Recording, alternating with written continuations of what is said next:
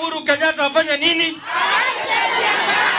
Anatoa pesa ya kuitisha mikutano ambayo si halali. Nyinyi watu ya Western Kenya, Uhuru Kenyatta alikuja hapa? Hapana. Aliwatengenezea barabara? Hapana. Kwa nini unatoa pesa ya kukonganisha wa Kenya?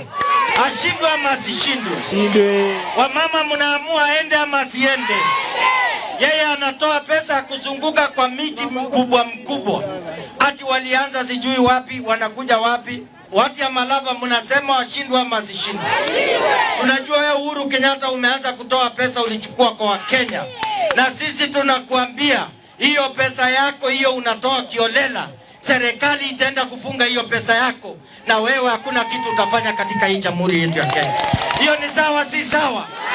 Aende ama asiende? Tumwambie tusimwambie? Kwani yeye ni nani? Si alikuwa president ya Kenya? Si anaitwa retired president? Kwani nyinyi mmeenda retire? Si lazima mtazaa watoto watakuwa president? Wangapi wanasema Uhuru Kenyatta aende?